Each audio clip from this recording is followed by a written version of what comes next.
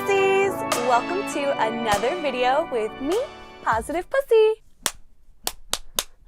Today I'm going to be talking about misconceptions about people who are kinky.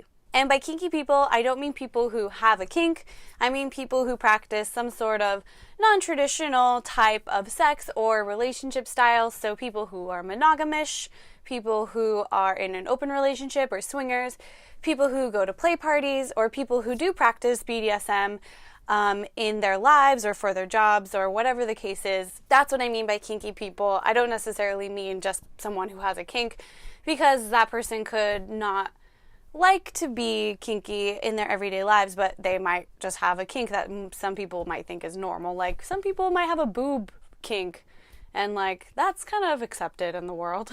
I wanted to do this video because people tend to think certain things when they find out that I am polyamorous, or that I practice BDSM, or that I go to play parties, or that I even attended Folsom Street Fair, or even that I'm now an endorsed sex educator. Some people just think that my comfortability with sex means so many different things. And these are misconceptions that people tend to have about people when they find out that they're kinky in some way, or misconceptions that I also had when I entered into the BDSM community and the kinky community just at large. Everyone has misconceptions about things, and I think that the best way to combat them is to just talk about them and to make things known out in the ethers. One misconception that people tend to have about people who are kinky, or even people who identify as sex positive, is that everyone who is sex positive or kinky is comfortable with sex and their own sexuality. This is not true. Comfortableness with sexuality and talking about sex varies throughout someone's lifespan. So right now, I'm very comfortable talking about sex and sexuality. However, earlier on, maybe like 2 years ago, when I was just starting to get into this stuff, I would not have been as confident or comfortable talking about it. Talking about things definitely is something that takes practice. You don't get good at it overnight. And just because you're sex positive doesn't mean that you yourself are comfortable talking about sex or your own sexuality. All of that stuff varies between people, and people who are kinky or people who are sex positive usually are just good at accepting that there are a lot of variances in people's sexuality, and there exists a variance in how much people want to talk about it or how comfortable people are with it. For me, I talk about sex and sexuality all the time. I went to 60 hours of training on sexuality and sex stuff, and so I've gotten really comfortable talking about it and thinking about it and just having it be a part of my life. Some people are not really comfortable with talking about what they do or what they like when it comes to sex, and they only want to do that with people who are their partners. And you'll find that that varies with people even outside of the kinky world, so I don't understand. People who are kinky tend to be better at communication in general, but that doesn't necessarily mean that they're willing to talk to strangers about their sex or sexuality, or, you know, the things that they are doing within the sexy world. Some people are really, really private about sex, and that's okay, and that's totally fine, and that doesn't make that person not sex positive or not kinky. It's just that person's level of comfortability. On that note, people who are sex positive aren't always people who are going to be super positive about sex. Sex positivity is basically the acceptance of all different types of sexualities and ways to have sex and relationship styles. It just means that you know that there are people who are having sex in different ways, and that all the different variances are healthy unless you are somehow unhappy or being abused. So there are people out there who are asexual but are still sex positive. Sex positive doesn't mean promiscuous, and also kinky doesn't mean promiscuous, which is another misconception that people have. So the second misconception that people tend to have when they find out that I'm polyamorous or kinky, or when they find out someone else is polyamorous or kinky, they kind of have this misconception that this person is obviously super slutty, down to fuck whoever. You could ask this person out and they're definitely going to say yes. Or you could ask this person for some sort of sexual favor or for some sort of sexual experience, and they're going to be more likely to say yes. For some people, that's probably true. I'm kind of slutty, but I'm not slutty for everybody. This is like a huge misconception that actually kind of gets on my nerves because, yes, I do sometimes identify as slutty, but that doesn't mean I don't want to get to know somebody and I don't want to have sex with somebody the first time I meet them. It's probably more likely that I would fuck you than somebody who doesn't identify as a slut, but that doesn't mean I want to fuck you the first time I meet you or the second time I've ever talked to you or right now. It's kind of annoying when people think that just because you are kinky or slutty means that they could ask you out right there without even knowing me. Yes, maybe you think I'm attractive, but you don't know me at all. Like, you don't even know if you like me. So I just think I don't like that. And maybe that's just me, but I know a lot of kinky people or polyamorous people who aren't super promiscuous and aren't super into having sex all the time.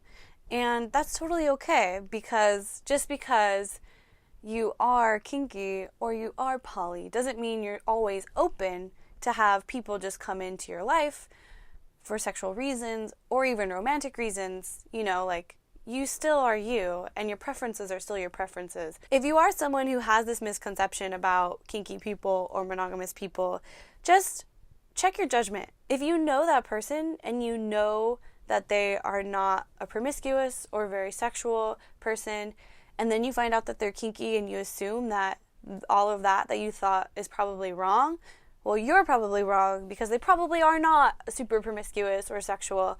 They just happen to be into this type of sex, or they just happen to have a less traditional type of relationship, and that's that person.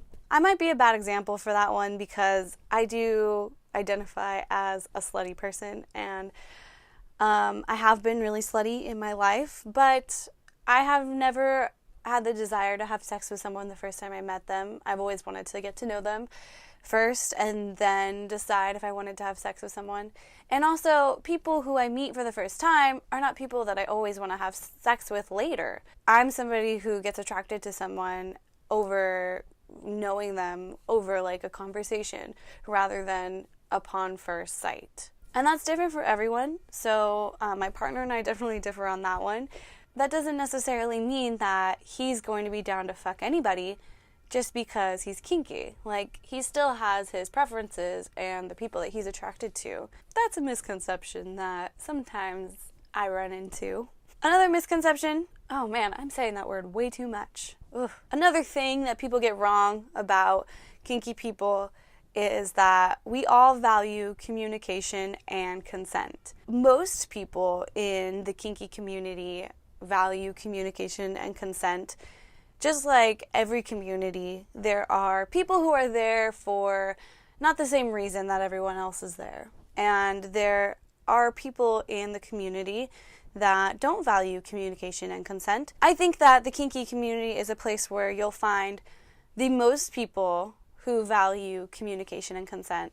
I think that the majority of us do. But just like any other community, you'll run into people who are predators or who know the rules but don't care to follow them.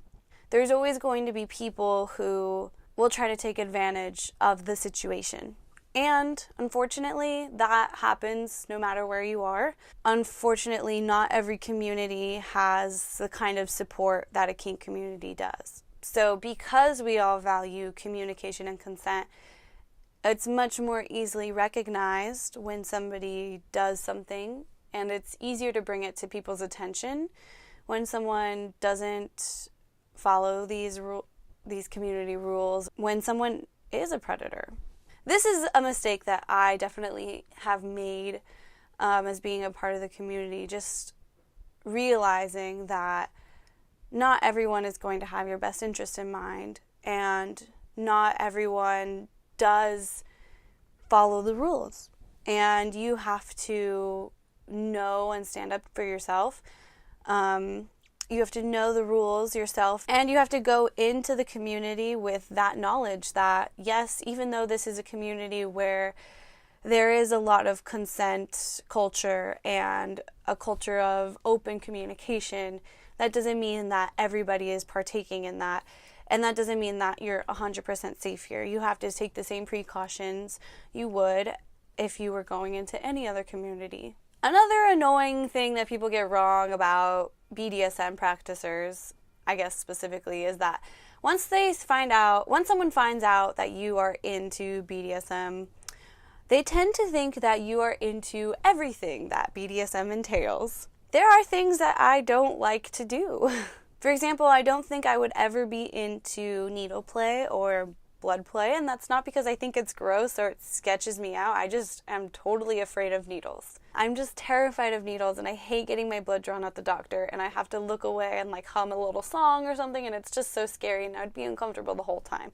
And I don't think that somebody would want that. There are other things that I'm not into, like I'm not into anal. I really don't like my butthole touched. It scares me because I've had some bad experiences. And there's even some aspects of pet play that I wouldn't be comfortable doing, or I wouldn't be into it, and my partner probably wouldn't be into it either. I'm not into water sports, and I'm not into it. It doesn't turn me on, but it doesn't turn me off, and I would do it for somebody if it turned them on, but there's certain things that I wouldn't do for somebody even if it turned them on. I mean, that's not one of them. I'll pee on someone, I don't care, especially if you like it. So I think that if you ever meet someone who's into BDSM and you want to know more about it, first of all, don't expect them to want to talk about it, and also try to narrow it down. Like if they are comfortable talking about it, you can, instead of asking like questions like, so what is it like when da da da da, you could be like, well, what specifically do you like to do? Like, are you a dominant? Are you a submissive? Are you a top? Are you a bottom? Do you like bondage? What kind of bondage? Some people aren't into chains or cages or handcuffs, but are really into ropes. And some people are into chains and handcuffs, but aren't into ropes. Ask them questions that are general first to kind of narrow it down into like what they like to do.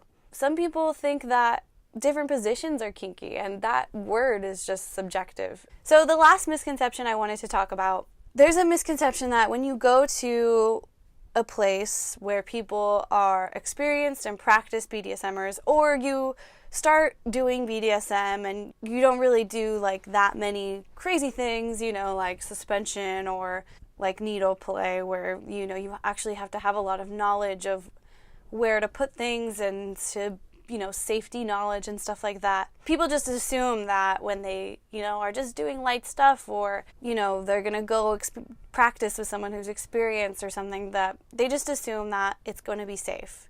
And there are people who understand the risks, and there are people who go in and taking the right precautions, but not everyone. And some people do assume that because people are experienced or because they're not doing anything that crazy, that they're going to be safe. And even with someone experienced, accidents can happen, and there is an inherent risk participating in kinky activities. You could actually hurt someone, even if you're doing spanking. Like, you could accidentally hit them somewhere, leave a huge bruise. There are things that you could do that, yes, they're not going to kill you, but you might get hurt or injured from them. So always talk with your partner beforehand. Just, if you're going into it, arm yourself with that. Like, I need to talk to them about the safety, and I need to talk to them about a plan in case something does go wrong. So like, if you're doing rope bondage, even if you're not doing suspension, you should have safety scissors nearby. If you're doing anything with blood, you should always have gauze and gloves and all of the things that you need. And even someone who's experienced, if you're going in there, you could ask them like, okay, how are you protecting me and yourself? Like, how are we going to make this safe? And if you're doing some like breath play, even like that could get dangerous, you should know, like, okay, we need to have a signal so that when you're choking me or when you're restricting my breathing, I can do this hand signal. or this hand signal, or whatever, this, I don't know, whatever you do.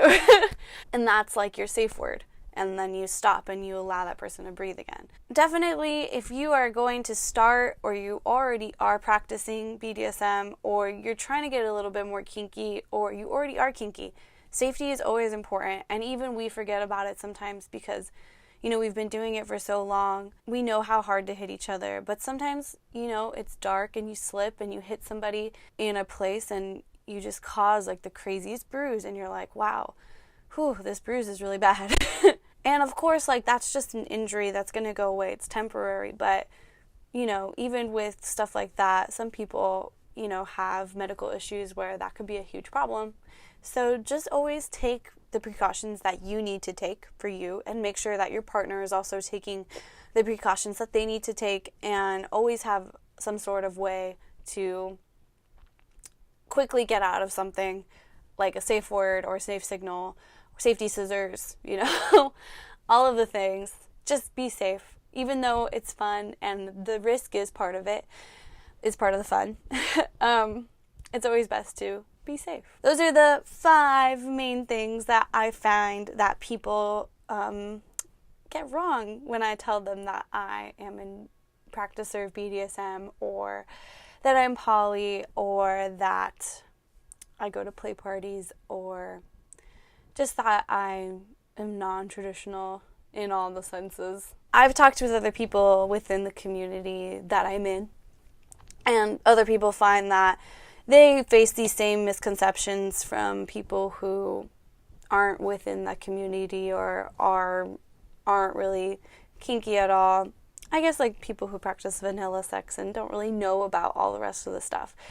And, you know, there's a lot of accessible resources for people who are like into regular vanilla sex. It's everywhere because that's what's really accepted. But the rest of the stuff, you know, we have like 50 Shades of Grey representing us, or, you know, like weird shows on Netflix about swinger parties in the UK. It's just like, some of it's right and some of it's super wrong, especially 50 Shades of Grey.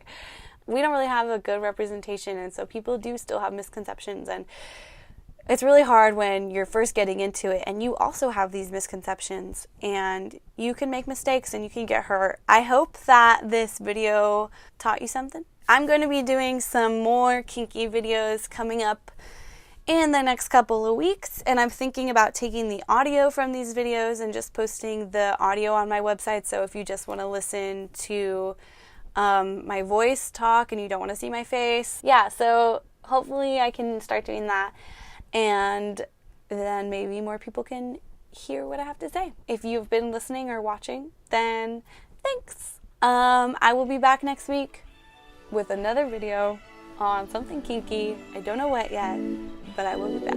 I'll see you pussies next time. Bye. Doesn't hurt.